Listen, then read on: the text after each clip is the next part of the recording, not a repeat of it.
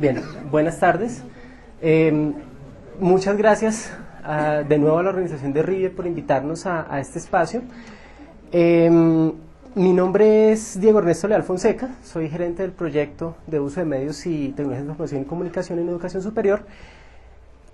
Normalmente en otros escenarios nos hemos encontrado con algunos de ustedes, tanto quienes están trabajando en educación básica como los que están trabajando en educación superior, posiblemente han escuchado más o menos la manera como está estructurado el programa y la visión que está detrás. Eso ya lo han escuchado de pronto algunas veces.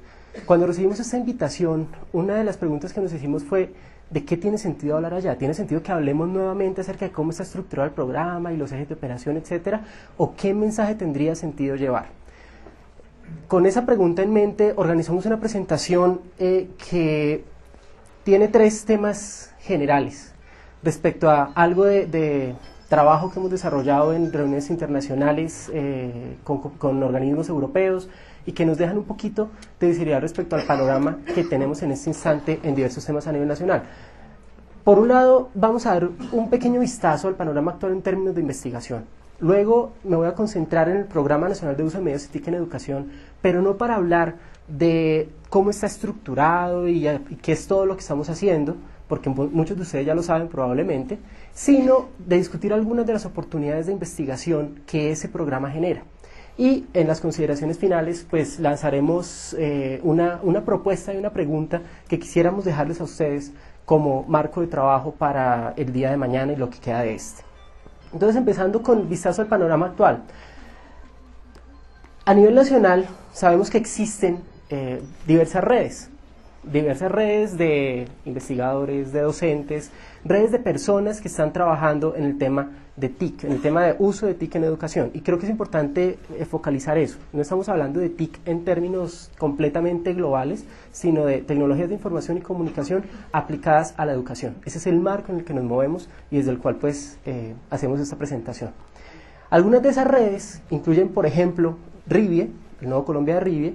Está también la red MUTI, se mencionaba esta mañana en una de las presentaciones. Está Renata, más sus 6 redes regionales, que ya casi son 7 con la incorporación de Radar Café.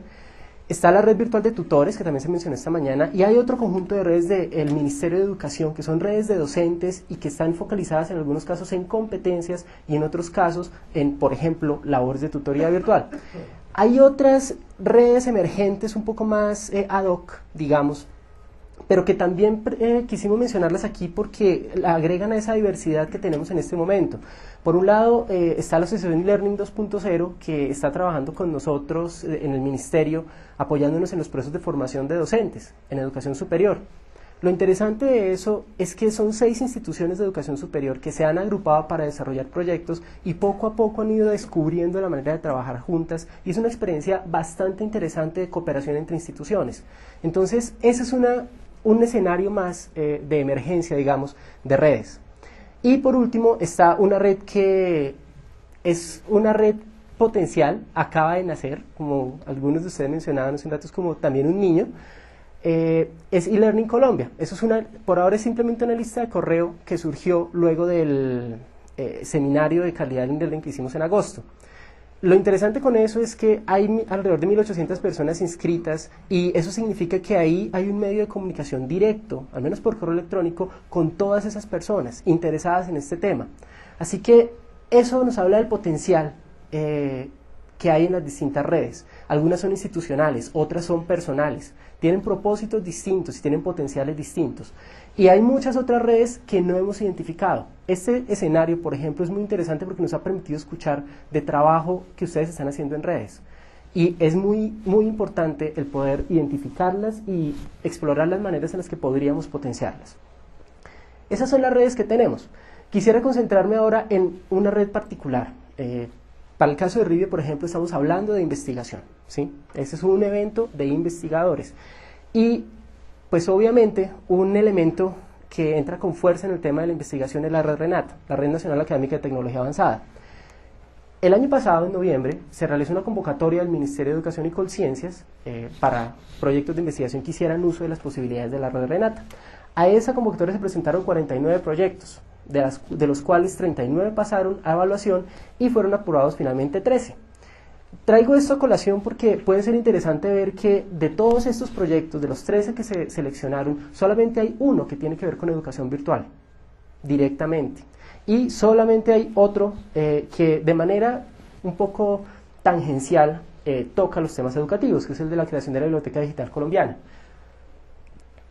Lo resalto porque la ausencia de propuestas de uso de Renata para el sector educativo fue notable.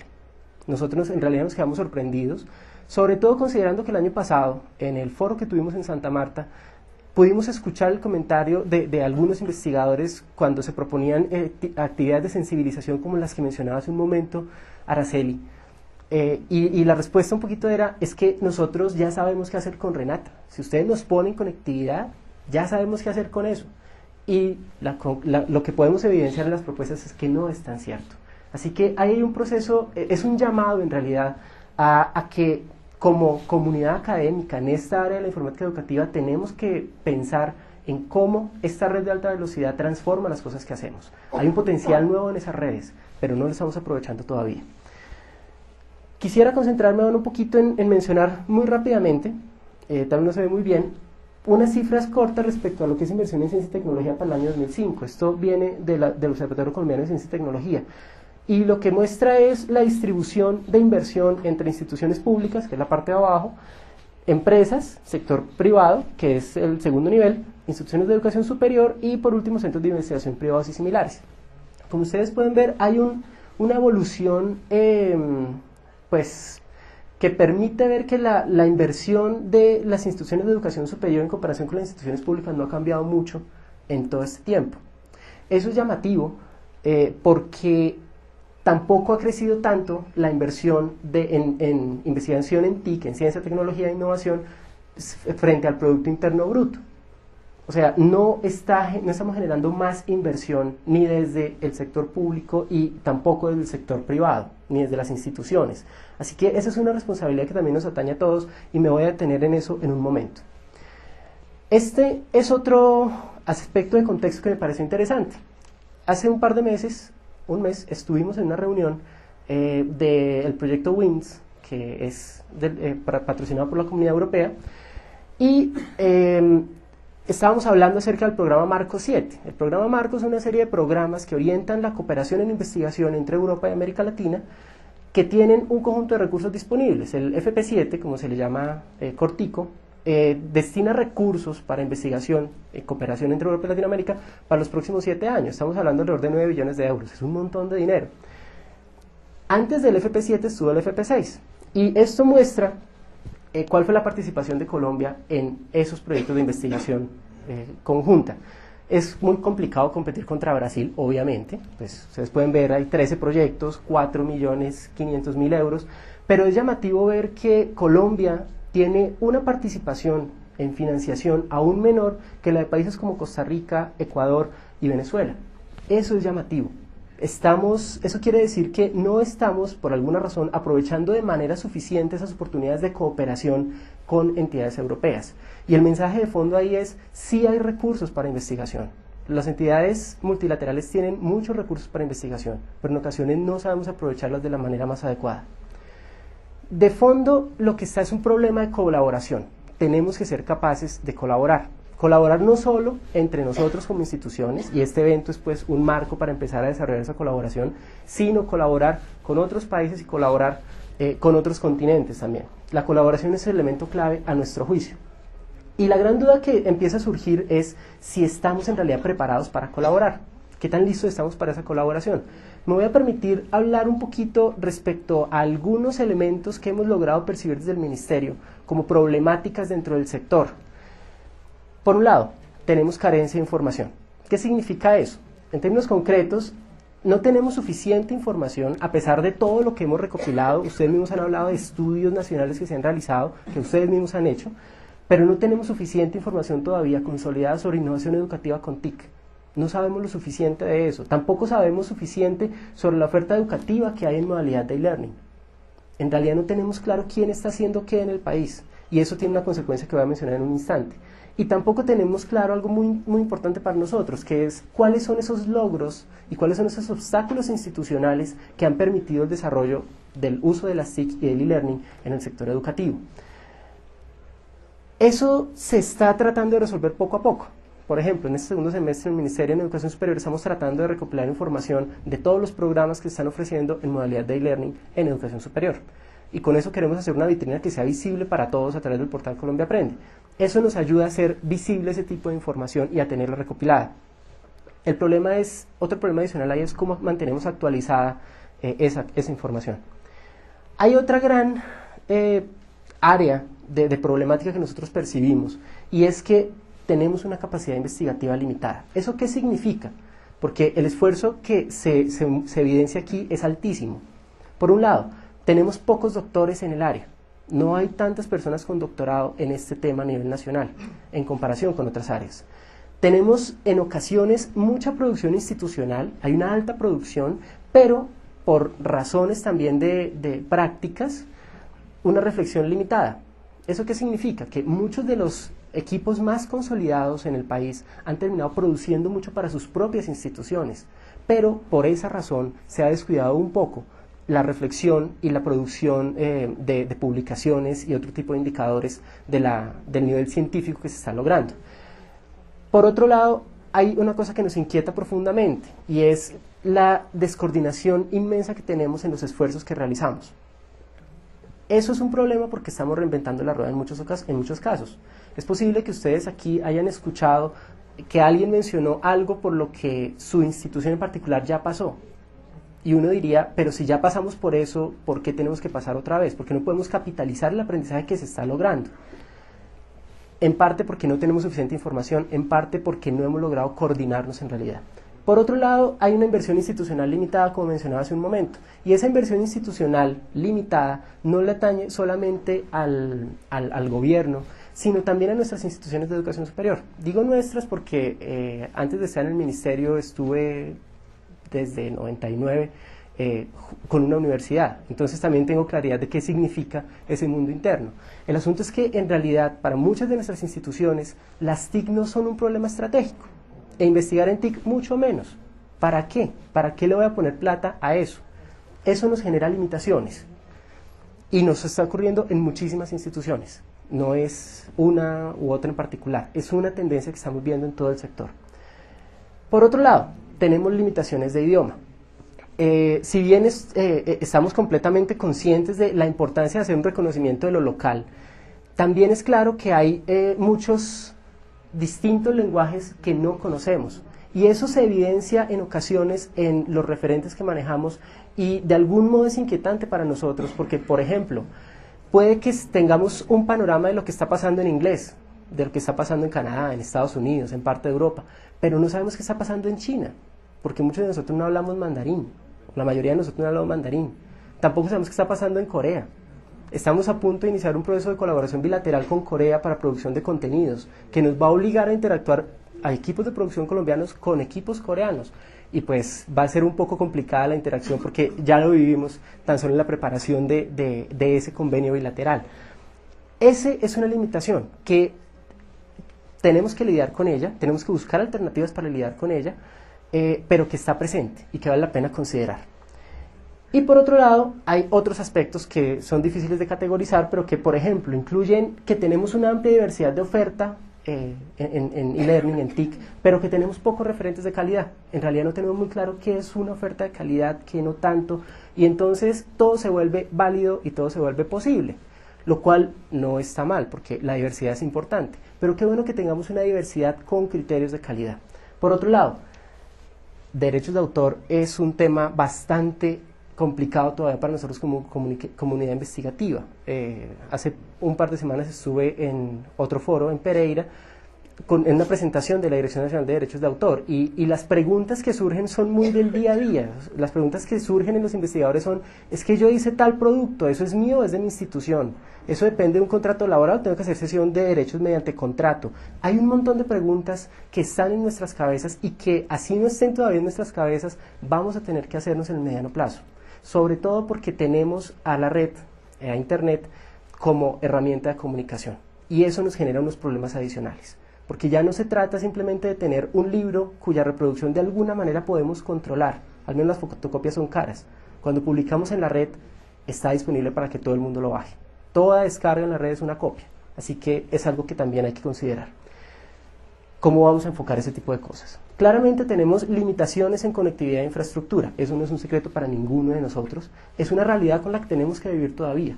En un momento nos van a hablar un poquito de lo que está ocurriendo con eso, pero cada vez es más claro para nosotros que no es tan sencillo como dupliquemos el ancho de banda para todo el mundo.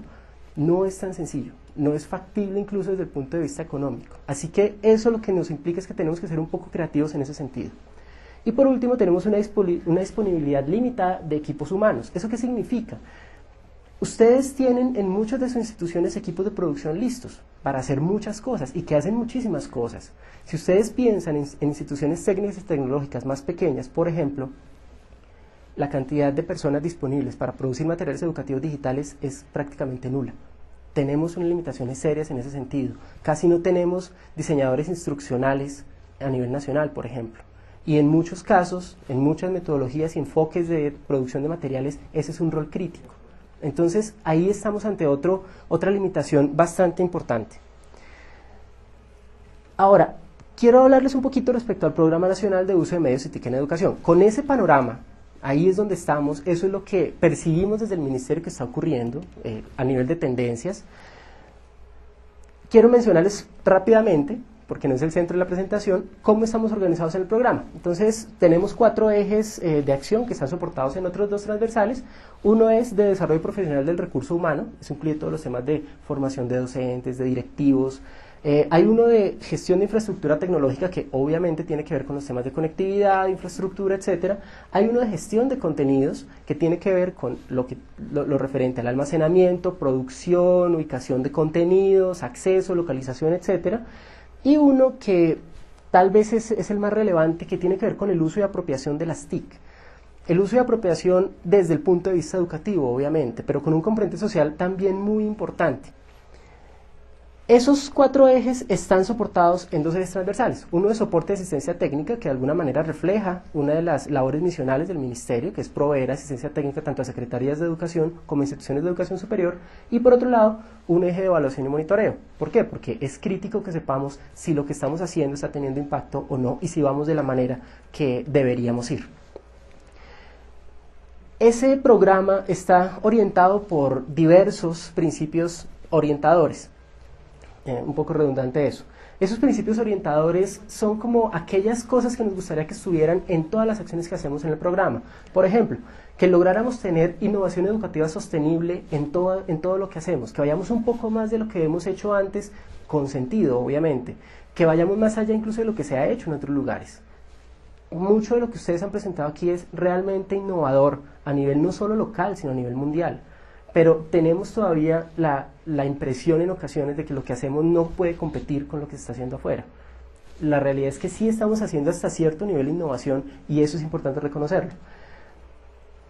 Comunicación con sentido. Qué bueno que lo que hagamos pueda ser comunicado con un sentido de uso pedagógico, que no se quede simplemente en un producto que quedó guardado en algún lugar, sino que pueda ser comunicado y que pueda obtener un sentido en su uso. Desarrollo regional sostenible.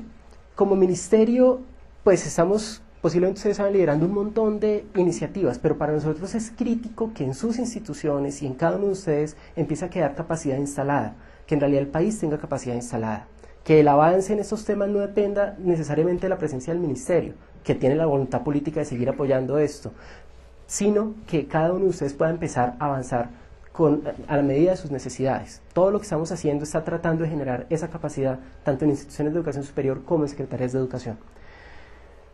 Por otro lado, optimización de la gestión de recursos y eficiencia. Qué bueno que todo lo que hacemos busque una gestión eficiente de lo que tenemos.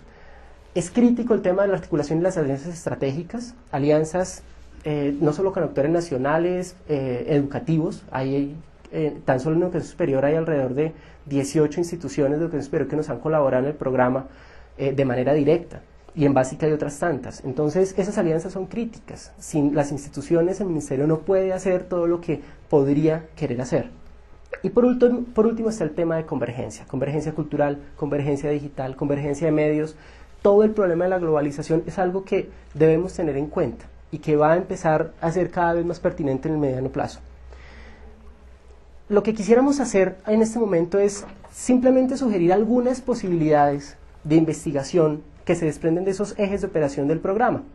Pueden haber muchas otras, esto no pretende ser exhaustivo, pero tratamos de hacer el ejercicio de ver cómo lo que estamos haciendo puede generar oportunidades de investigación, qué preguntas necesitamos contestarnos. Desde el punto de vista de uso y apropiación de METIC, por un lado, está el tema de comunidades virtuales, por otro, la exploración de TIC y modelos educativos emergentes, y por último, lo referente al impacto social de las TIC. Insisto, esto no es exhaustivo, pueden haber muchas otras oportunidades en esto. Para el tema de comunidades virtuales, por ejemplo, hay 1000 preguntas que nos estamos haciendo en este momento. ¿Cómo gestionar comunidades virtuales? ¿Qué factores favorecen u obstaculizan la participación en una comunidad virtual para la gente? ¿Qué le permite a un docente o a un estudiante o a un investigador hacer parte activa de una comunidad virtual? ¿Por qué no lo somos muchos de nosotros? Análisis y evaluación de comunidades virtuales, cosas como las que estaban mencionando en la mañana, que hablan de técnicas de análisis de esos grafos sociales que empiezan a generarse en estas redes, son importantísimas, son críticas en este momento. Y lo mismo, desde el punto de vista ya más de desarrollo, plataformas computacionales para comunidades, no tenemos suficientes. Las que tenemos, en algunos casos las estamos estirando a las malas. Usemos Moodle para hacer una comunidad, pero es que Moodle fue pensado para otra cosa. Así que tenemos limitaciones serias en ese sentido también. Desde el punto de vista de exploración de TIC y modelos educativos emergentes, ¿qué cosas hay? Entre muchas otras. Primero, el tema de computación en el aula y uso de dispositivos móviles. Computación en el aula entendida como qué pasa y qué ocurre en el aula cuando yo tengo un computador por cada estudiante. Por ahí ustedes tal vez ya vieron rodando el Classmate y el XO, que pues podrán jugar con ellos más tarde o el día de mañana. Y esas son soluciones que están ya a la puerta de empezar a llegar a nuestras instituciones educativas. Así que hay todo un reto de saber qué vamos a hacer con todo eso. ¿Qué vamos a hacer con todos los dispositivos móviles? No solo con los celulares con los celulares de última generación que muchos de nuestros estudiantes ya tienen, sino con las PDAs, con los teléfonos inteligentes, con un montón de aplicaciones y de aparatos que están apareciendo que de alguna manera están cambiando e interrumpiendo incluso la clase tradicional. Esa es una duda grande. Por otro lado, la web 2.0. ¿Eso qué nos implica a nosotros? ¿Hacia dónde nos lleva? Innovación educativa tanto a nivel institucional como a nivel de aula. Ahí tenemos muchas dudas respecto a eso. ¿Cuáles son esos modelos de innovación que funcionan? ¿Cuáles no? ¿Cómo les alimenta la gestión? ¿Cómo se alimentan obviamente las prácticas de los docentes? ¿Cuáles son esos roles nuevos de los estudiantes, los docentes y los profesores? Los estudiantes, los docentes y las instituciones. ¿Qué roles deben jugar frente a todo este cambio tecnológico? Y, asociado a eso, toda una reflexión respecto a los fines mismos de la educación y de la escuela. Todo el tema de la web 2.0, de la participación, del acceso libre, está generando otro tipo de cosas, tal vez no todavía en nuestro entorno, pero en otras sociedades ya está ocurriendo eso. Y en una pequeña sección de nuestra sociedad que ya tiene acceso dedicado a la red, está pasando. ¿Qué estamos haciendo y qué implicaciones tiene eso frente a los objetivos mismos del sistema educativo? Desde el punto de vista del impacto social de las TIC, que está asociado con lo anterior, está todo el tema de la brecha digital, la brecha cognitiva, la brecha participativa. Hay un tema crítico de responsabilidad social de todos nosotros allí, porque estamos corriendo el riesgo de ampliar aún más esa brecha, porque tenemos limitaciones y porque de alguna manera pues tenemos la noción de que es importante que cada vez tengamos mucha más disponibilidad de todos estos aparatos. Está todo el tema de los nativos digitales y los inmigrantes digitales. ¿Qué tanto de eso tenemos aquí en realidad? Ustedes posiblemente han escuchado esto en 1000 presentaciones y en 1000 congresos, pero ¿en realidad tenemos en Colombia nativos digitales? ¿O tenemos que esperar una generación más para que aparezcan? Eso es un tema en el que uno se lleva bastantes sorpresas de vez en cuando. Todo el tema de la tecnología y la participación democrática, ¿qué incidencia tiene eso? Experiencias como la del Plan Decenal de Educación, en donde mucha gente pudo participar a través de la red para ayudar a construir el plan, son significativas, pero ¿hasta dónde más se puede llegar? ¿Qué más se puede hacer? Eso en total relación con lo que mencionaba Rocío antes respecto a esos nuevos modelos de participación política que aparecen.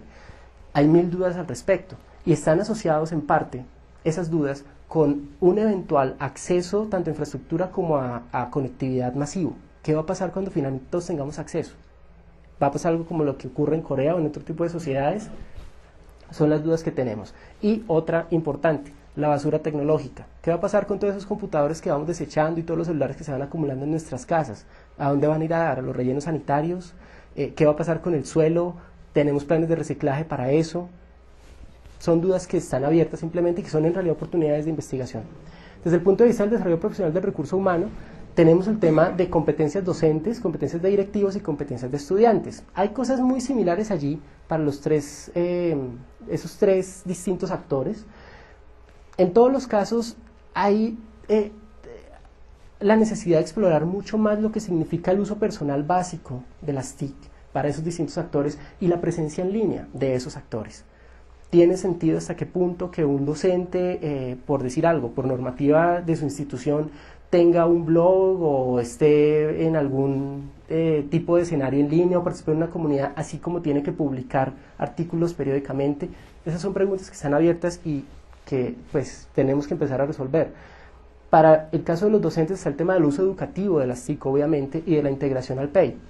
Estamos en un trabajo todavía de empezar a construir ese mapa completo de competencias docentes en uso de TIC, que deberían incluir esos dos aspectos, más muchos otros. Y pues obviamente un aspecto también de cómo entiende el docente desde el punto de vista estratégico el uso de las TIC. Y no estratégico en cuanto a tengo un plan estratégico de mi institución, sino para mi rol como docente, cómo uso las TIC, cómo las aprovecho, cuál es el fin último que quiero lograr con su uso, para que no ocurra lo que se mencionaba en la mañana. Tenemos un ambiente en donde la tecnología está por todas partes, pero no es un buen ambiente de aprendizaje. Eso puede mostrar que no hay una visión real de qué pretende lograr el docente con el uso de las TIC. Desde el punto de vista de los directivos, de nuevo, está el mismo tema del uso personal básico de las TIC, de la presencia en línea, pero aparecen otros nuevos. Por un lado, los aspectos estratégicos ya desde el punto de vista organizacional del uso de las TIC, que involucran todo lo que tiene que ver con investigación, formación de docentes, gestión de contenidos, cómo se maneja la infraestructura. Y asociado a eso, metodologías y modelos de formulación de planes estratégicos de TIC. Esas son cosas que se están empezando a trabajar, como se mencionaba en la mañana. La Universidad de los Andes nos está apoyando con ese proceso, pero estamos llenos de preguntas. Estamos tratando de empezar a identificar respuestas, pero son más las preguntas que empiezan a aparecer. Desde el punto de vista de los estudiantes, hay un gran tema, obviamente, como lo mencionaba hace un instante, respecto a si en realidad contamos ya con nativos digitales o no. Si ya contamos con nativos digitales, lo curioso de esos nativos digitales es que usan la red normalmente no para fines de apoyo a su proceso de aprendizaje, sino para entretenimiento, lo cual está bien, pero eso significa que hay toda una línea allí de transformación cultural, de empezar a usarla así como apoyo al aprendizaje y eventualmente empezar a descubrir por parte de los estudiantes y de nuestros jóvenes y niños una nueva relación con el aprendizaje. Desde el punto de vista de gestión de contenidos, está el tema de almacenamiento, catalogación y recuperación. Ahí ya nos volvemos un poquito más técnicos. Si ven el componente de desarrollo profesional de recurso humano y de uso y apropiación tiene un componente social muy fuerte, aquí no desaparece, pero es un poco más técnico. Aquí estamos hablando de estándares de metadatos, de investigación en objetos de aprendizaje, en los conceptos detrás de objetos de aprendizaje, en el uso que se les da, en cómo se construyen, en el tema de bibliotecas digitales, obviamente. La producción y localización de contenidos incluye, entre muchas otras necesidades, el que podamos construir criterios de calidad para esa producción. No contamos con referentes internacionales al respecto, pero ¿será que basta con eso o tenemos que hacer adaptaciones locales? Está el tema de las metodologías de producción y también de la formación de capital humano para producir todos esos materiales. En el tema de evaluación, de nuevo, necesitamos criterios de calidad para poder valorar qué es un material educativo bueno y qué no. Y en esa medida también construir sistemas y tener mecanismos de evaluación y de valoración de todos estos contenidos. Desde el punto de vista de infraestructura tecnológica estamos hablando de tres grandes cosas. Por un lado, la conectividad, donde, como mencionaba hace un momento, vamos a tener que ser creativos, vamos a tener que identificar soluciones viables para nuestro contexto local, jugando con las limitaciones que tenemos. Eso implica, entre otras cosas, exploración de modelos financieros y economías de escala. Hay una experiencia muy interesante en el eje cafetero de negociación en bloque con los proveedores y eso ayuda a que los precios bajaran un montón. Pero eso hasta qué punto es factible, es rentable en distintas situaciones, de qué depende. Acceso compartido en relación con lo que algunos estudiantes hacen, algunos fanáticos del software libre hacen, de dejar su access point abierto para que cualquier persona lo utilice y ellos lo pagan. Y impacto social del acceso masivo. ¿De qué formas podríamos ampliar el acceso por un lado? Pero ¿cuáles van a ser las implicaciones en el mediano plazo de que todo el mundo tenga acceso? ¿Eso qué implicación social tiene? Todo eso son, insisto, preguntas que empiezan a aparecer. Desde el punto de vista de parque computacional, hay 1000 experiencias por recoger en sus instituciones y por socializar respecto a cómo reutilizar y cómo actualizar el parque computacional. También hay una gran duda respecto al impacto social del acceso masivo, a toda esa infraestructura de uso personal y por último a la basura tecnológica que eventualmente va a generar. Todavía no lo estamos viviendo, pero hacia ese nivel de consumo nos estamos acercando en la medida que los computadores, el costo de ellos baje cada vez más. En cuanto a plataformas de software, ya mucho más, un asunto mucho más ingenieril obviamente, hay toda una discusión respecto a si tiene sentido que tengamos sistemas de administración de aprendizaje a nivel nacional, algo como lo que hacía en algún momento Suiza. ¿Tiene sentido para Colombia o no? ¿Eso es rentable, no es rentable? Está toda una línea que hasta ahora está empezando de ambientes personales de aprendizaje. Eso está, como digo, arrancando hasta ahora a nivel mundial. Todo lo que tiene que ver con acceso ubicuo a información, todo lo que tiene que ver con la construcción misma de la web 2.0, hasta qué punto vamos a seguir siendo consumidores de eso, vamos a empezar a producir, porque es una posibilidad producir. Skype, por ejemplo, es una empresa que, si mal no recuerdo, es de Croacia. O sea, son países que no tienen las mejores condiciones en todos los sentidos, pero que están generando tecnología que es usada a nivel mundial. Aquí definitivamente tenemos el capital humano para hacerlo. Y, pues, por otro lado, el mejoramiento de sistemas de información y de redes sociales, desde el punto de vista tecnológico. En cuanto a soporte de asistencia técnica, hay dos cosas. Esa es una labor misional del ministerio, pero esa asistencia técnica depende de que contemos con unos referentes claros desde el punto de vista de estándares y de metodologías para que podamos hacer una asistencia efectiva a las instituciones. ¿Qué quiere decir eso? Que tanto en estándares como en metodologías vamos a estar hablando, entre muchas otras cosas, de aseguramiento de calidad de acreditación de programas. ¿Cómo sabemos que algo es de buena calidad y qué mecanismos usamos para acreditarlo? Estándares para la producción de cursos y programas. Estándares para la evaluación y valoración de esos cursos y programas. Y metodologías asociadas a todo eso y también a la gestión de las instituciones. Desde el punto de vista de evaluación y monitoreo, que ya es el último de los ejes, hay todo un trabajo que hemos escuchado ya algo al respecto aquí en este foro, que tiene que ver con la evaluación de impacto de todo el uso de las TIC. Por un lado, ¿cuáles son los indicadores relevantes para medir? ¿Cómo sabemos que algo se está haciendo bien o no se está haciendo tan bien? Eso es algo que tenemos que construir tanto a nivel de aula como a nivel de institución y de gestión institucional, obviamente. Está todo el tema, obviamente, de impacto en el aprendizaje. A pesar de todos los estudios que hemos hecho, uno encuentra todavía mucha literatura que dice las tecnologías no agregan ningún valor y otros que dicen sí agregan valor 100%, pero todavía no sabemos con total certeza si sí o si no, y esa es una oportunidad importantísima de investigación. Y entre otros temas, algo más financiero, el retorno a la inversión, es algo de lo que no hablamos mucho. Las instituciones hacen un montón de inversión en tecnología, en capacitación de docentes y en poner a punto un montón de cosas, pero ¿cómo se evidencia ese retorno a la inversión de eso? Esos son temas que hay que abordar también. Es importante también que podamos caracterizar el uso real de las TIC a nivel nacional. Por un lado, ¿en qué contexto se utiliza? ¿Qué tan cierto es que somos o tenemos nativos digitales? Y frente a esos contextos de uso y a esos usos predominantes, ¿cuáles son las causas y las consecuencias de ellos? ¿Qué causa que las TIC se usen en nuestro país de cierta manera? ¿Y cuáles son las consecuencias de eso? Por ejemplo, si las estamos utilizando esencialmente para entretenimiento, ¿qué impacto tiene eso en el sector educativo? ¿Se vuelve la escuela un factor más de me toca olvidarme de lo que es chévere, que es navegar en internet? ¿O cómo juegan todo eso? Y pues obviamente, desde el punto de vista del impacto social que ya se ha mencionado en varios momentos, está todo el tema de transformación cultural que les mencionaba hace un instante, hasta qué punto es factible que descubramos como sociedad una nueva relación con el aprendizaje mediante el uso de las TIC y una nueva participación ciudadana también. Todo el tema del impacto económico, hasta qué punto es cierto que hay un impacto económico y un impacto en el desarrollo tecnológico y científico con el uso de las TIC. ¿Qué tan cierto es eso para nuestro país? ¿Se está logrando? ¿No? Si hay más oportunidades, los invitamos a que las construyamos juntos, porque lo que podemos tener aquí es un semillero de ideas impresionante. Y con eso me voy ya a las consideraciones finales para detenerme nuevamente en esta idea de la colaboración, que es el elemento clave aquí. Es crítico que podamos colaborar. La colaboración nos facilita el acceso a recursos, no solo locales, sino también internacionales. Obviamente, colaborar implica coordinarnos, implica que podamos estar actuando de manera coordinada entre todos, pero también implica conocerse. Y hay un trabajo inmenso que puede ser capitalizado, y eso es algo que empezamos a explorar en algunas reuniones que tuvimos con Colciencias. Eso puede ser potencializado mediante bases de datos que ya existen. Piensen en una base de datos como Cienti, como CiviLac y GroupLac. Ahí está toda la información de la producción que ustedes hacen.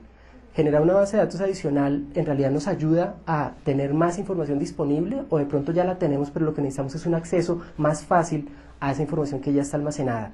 Esas son preguntas que vale la pena hacerse, y sí es crítico que podamos tener sistemas informáticos que nos permitan conocernos mejor. Si ustedes están dentro de Facebook, tendrán una idea de lo que significa encontrarse con un montón de amigos que tienen mucho en común, y la posibilidad de encontrar gente que tiene intereses similares a los míos. Si pudiéramos hacer eso en el nivel de investigación, posiblemente estaríamos marcando una diferencia. Nuestra propuesta es que lo que queremos sugerirles es que se pueda definir una agenda nacional de investigación en el área, como marco para esa cooperación y para esa coordinación de esfuerzos. Un ejemplo, hay un caso europeo, que es precisamente el DFP7, en donde la Comunidad Europea definió 7 retos específicos en los que va a trabajar en los próximos 10 años en temas de investigación. No va a trabajar en nada más. Esto es lo crítico para nosotros, esto es lo crítico para la Comunidad Europea, vamos a trabajar en eso. Uno de esos retos tiene que ver con bibliotecas digitales y contenidos, que está en la línea de e-learning.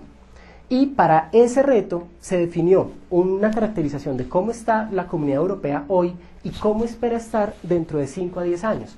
Y esa visión es lo que empieza a orientar toda la disposición de recursos para la investigación. Entonces, es solo un ejemplo, no quiere decir que esto es lo que nosotros pensamos que debe ser, es un ejemplo que ilustra el sentido de definir una agenda coordinada de investigación. Una agenda consolidada permite coordinar esfuerzos, lo que les mencionaba hace un momento, y obviamente también nos permite generar alianzas, sobre todo. Si sabemos en qué va a estar trabajando el otro, posiblemente puede encontrar mayores puntos de sinergia. Y esas son alianzas a muchos niveles. Son alianzas que parten desde lo local, a través de redes como Riviecol o como Renata, y que empiezan a alimentar también alianzas regionales, a través de Red Clara, por ejemplo, del mismo RIVIE, como Red Iberoamericana, de RELPE, de la Red Latinoamericana de Portales Educativos, en donde hay también un espacio de colaboración inmenso entre la mayoría de los países de Latinoamérica y España, que está a punto de entrar a ser parte de la red, y eso nos lleva a alianzas interregionales eventualmente, a poder participar en cosas como RIVIE, en redes como GIAN, proyectos colaborativos en las redes de alta velocidad sobre las que hablaba Araceli hace un momento. Bueno, no me voy a detener en mencionar todas esas siglas, porque son solo unas cuantas de las muchas redes que hay y que tienen el potencial de servirnos para empezar a capitalizar esfuerzos de investigación. La última pregunta que quisiera dejarles como discusión es si de pronto el Programa Nacional de Uso de Medios y TIC en Educación puede servir como marco para definir una agenda de investigación en el área. Como ustedes ven, tratamos de hacer un ejercicio de evidenciar algunas oportunidades de investigación a partir de la estructura que tiene el programa. Pero es la pregunta que quiero dejar, es la pregunta de cierre. Puede que sí, puede que no. Ya está más en poder de toda esta comunidad decidir si algo de ese estilo, una agenda coordinada, tiene sentido o no, y que empecemos a definir formas de construirla. Muchas gracias por escuchar. Esto va a estar referenciado en mi blog. Aquí hay algunos datos de contacto, el portal educativo Colombia Aprende. Claudia Sea, que es la directora del programa, a ella le pueden dirigir dudas que tengan, o a mí, que soy el gerente del proyecto en educación superior. Hay también aquí algunos enlaces que pueden ser útiles. La presentación va a estar obviamente disponible en la red, y eso era lo que queríamos comentarles del Ministerio. Quedamos listos para tratar de resolver las inquietudes que puedan surgir. Muchas gracias. Diego arroba, porque no pones nuevamente el correo, por favor. Diego arroba. La primera ya pasó. Ahí, espérate. Ahí están los datos de contacto, los correos. Yo sugiero que si tenemos preguntas, tenemos una libreta que nos dieron para el evento, las anotemos y dejemos las que se han agrupado para desarrollar proyectos y poco a poco han ido descubriendo la manera de trabajar juntas y es una experiencia bastante interesante de cooperación entre instituciones. Entonces, ese es un escenario más de emergencia, digamos, de redes. Y por último está una red que es una red potencial, acaba de nacer, como algunos de ustedes mencionaban hace un rato, es como también un niño, es eLearning Colombia. Eso es por ahora es simplemente una lista de correo que surgió luego del seminario de calidad del e-learning que hicimos en agosto. Lo interesante con eso es que hay alrededor de 1.800 personas inscritas y eso significa que ahí hay un medio de comunicación directo, al menos por correo electrónico, con todas esas personas interesadas en este tema. Así que eso nos habla del potencial que hay en las distintas redes. Algunas son institucionales, otras son personales, tienen propósitos distintos y tienen potenciales distintos. Y hay muchas otras redes que no hemos identificado. Este escenario, por ejemplo, es muy interesante porque nos ha permitido escuchar de trabajo que ustedes están haciendo en redes. Y es muy, muy importante el poder identificarlas y explorar las maneras en las que podríamos potenciarlas. Esas son las redes que tenemos. Quisiera concentrarme ahora en una red particular. Para el caso de Rivie, por ejemplo, estamos hablando de investigación, ¿sí? Este es un evento de investigadores.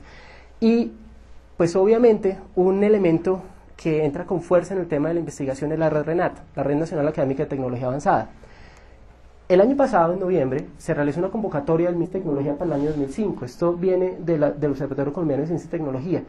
Y lo que muestra es la distribución de inversión entre instituciones públicas, que es la parte de abajo, empresas, sector privado, que es el segundo nivel, instituciones de educación superior y por último centros de investigación privados y similares. Como ustedes pueden ver, hay una evolución pues, que permite ver que la inversión de las instituciones de educación superior en comparación con las instituciones públicas no ha cambiado mucho en todo este tiempo. Eso es llamativo porque tampoco ha crecido tanto la inversión en investigación en TIC, en ciencia, tecnología e innovación, frente al Producto Interno Bruto. O sea, no estamos generando más inversión ni desde el sector público y tampoco desde el sector privado, ni desde las instituciones. Así que esa es una responsabilidad que también nos atañe a todos y me voy a detener en eso en un momento. Este es otro aspecto de contexto que me pareció interesante. Hace un par de meses, un mes, estuvimos en una reunión del proyecto WINS, que es patrocinado por la Comunidad Europea, y estábamos hablando acerca del programa Marco 7. El programa Marco es una serie de programas que orientan la cooperación en investigación entre Europa y América Latina, que tienen un conjunto de recursos disponibles. El FP7, como se le llama cortico, destina recursos para investigación y cooperación entre Europa y Latinoamérica para los próximos 7 años. Estamos hablando alrededor de 9 billones de euros. Es un montón.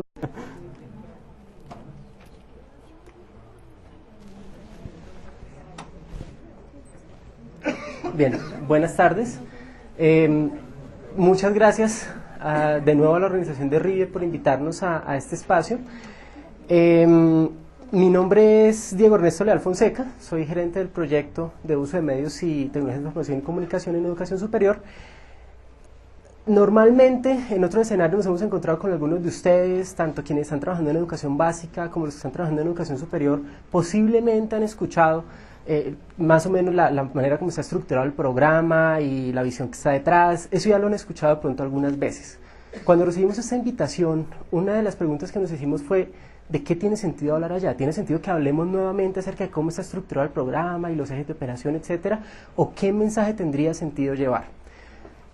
Con esa pregunta en mente, organizamos una presentación que tiene 3 temas generales respecto a algo de trabajo que hemos desarrollado en reuniones internacionales con organismos europeos y que nos dejan un poquito de visibilidad respecto al panorama que tenemos en este instante en diversos temas a nivel nacional. Por un lado, vamos a dar un pequeño vistazo al panorama actual en términos de investigación. Luego me voy a concentrar en el Programa Nacional de Uso de Medios y TIC en Educación, pero no para hablar de cómo está estructurado y qué es todo lo que estamos haciendo, porque muchos de ustedes ya lo saben probablemente, sino de discutir algunas de las oportunidades de investigación que ese programa genera. Y en las consideraciones finales pues lanzaremos una propuesta y una pregunta que quisiéramos dejarles a ustedes como marco de trabajo para el día de mañana y lo que queda de este. Entonces, empezando con el vistazo al panorama actual. A nivel nacional sabemos que existen diversas redes de investigadores, de docentes, redes de personas que están trabajando en el tema de TIC, en el tema de uso de TIC en educación. Y creo que es importante focalizar eso. No estamos hablando de TIC en términos completamente globales, sino de tecnologías de información y comunicación aplicadas a la educación. Ese es el marco en el que nos movemos y desde el cual pues hacemos esta presentación. Algunas de esas redes incluyen, por ejemplo, RIVIE, el Nuevo Colombia de RIVIE. Está también la red MUTI, se mencionaba esta mañana en una de las presentaciones. Está Renata, más sus 6 redes regionales, que ya casi son 7 con la incorporación de Radar Café.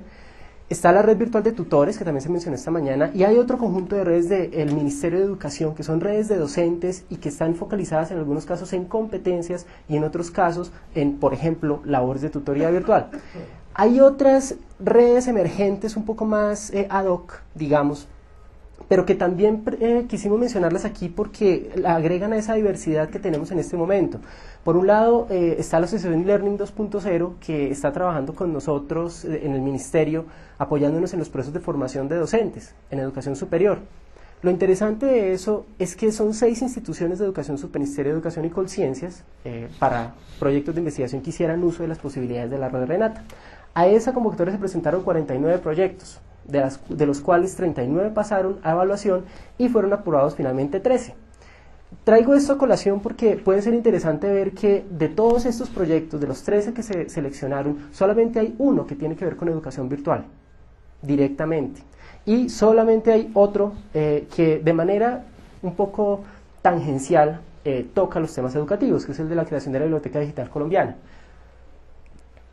Lo resalto porque la ausencia de propuestas de uso de Renata para el sector educativo fue notable. Nosotros en realidad nos quedamos sorprendidos, sobre todo considerando que el año pasado, en el foro que tuvimos en Santa Marta, pudimos escuchar el comentario de algunos investigadores cuando se proponían actividades de sensibilización como las que mencionaba hace un momento Araceli. Y la respuesta un poquito era, es que nosotros ya sabemos qué hacer con Renata. Si ustedes nos ponen conectividad, ya sabemos qué hacer con eso. Y lo que podemos evidenciar en las propuestas es que no es tan cierto. Así que hay un proceso, es un llamado en realidad a que como comunidad académica en esta área de la informática educativa tenemos que pensar en cómo esta red de alta velocidad transforma las cosas que hacemos. Hay un potencial nuevo en esas redes, pero no lo estamos aprovechando todavía. Quisiera concentrarme ahora un poquito en mencionar muy rápidamente, tal vez no se ve muy bien, unas cifras cortas respecto a lo que es inversión en